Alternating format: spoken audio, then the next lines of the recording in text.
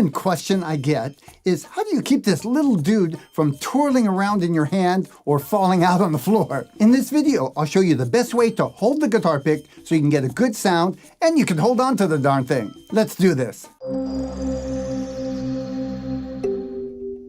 Hi, I'm Thomas Michaud from Real Guitar Success, where I help you learn guitar and, more importantly, to love the journey. And playing with a pick, it doesn't have to be a part of your journey. There are many famous guitar players who don't use a pick, just play with their fingers. And I often recommend students start without a pick just so they don't have too many things to think about all at one time. However, there are 3 reasons that I recommend that you learn to use a pick. The first is that your notes will sound more clear and distinct. It makes the guitar sound a little brighter with a pick than with your fingers. Listen for a minute.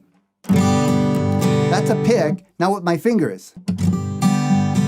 It's a little softer, duller sound. Also, you'll have more control over the volume and tone. You see, when I move the pick closer to the bridge of the guitar, it's brighter, and when I move it towards the neck, it's darker. Listen for a minute.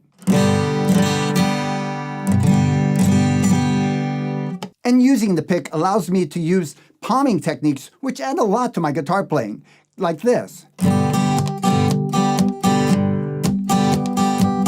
Okay, with that said, let me show you the best way to use a pick. Not that way. First off, start with a pick that's fairly thin when you're starting out. The reason is it gives you more flexibility.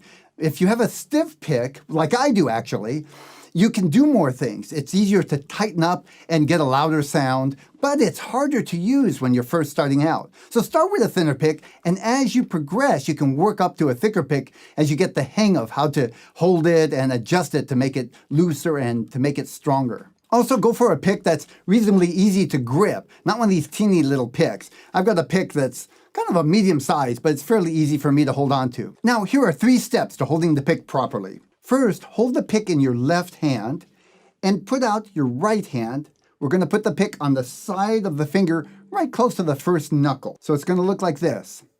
My finger is almost pointing directly underneath the pick. I'm actually going to curl my finger just a little bit so it's not quite directly. The second step is to take your thumb and press on the pick like a button. I want the pick to stick out just a little bit on this side of the thumb and to come out the other side of your thumb so it looks like an extension of the thumb. It's perpendicular to the thumb and sticking out towards the guitar strings. Take a look at my hand.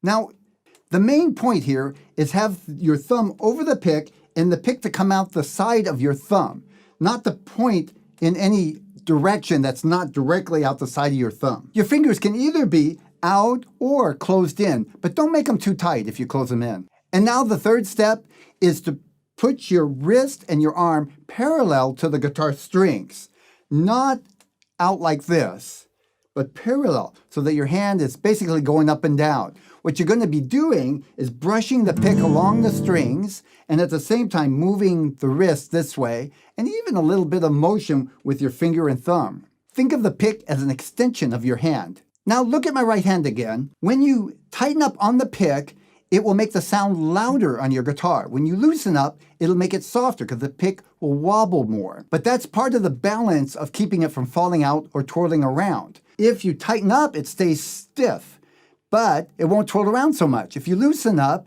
it'll tend to come loose and twirl around or maybe even fall out. It's a balance, and you need to practice strumming with the pick to get used to how much you can press down or loosen up without letting the pick fall out. Well, that's another lesson in the bucket or the barrel or something. If you haven't already, take a minute and go ahead and subscribe to my YouTube channel and press that little bell so you don't miss a thing. I hope you really enjoyed this lesson, and if you did, let me know in the comments below. I really want to know what you have to say. And let us know your experience with using a pick. Go ahead and share with everybody and see what other people have to say as well.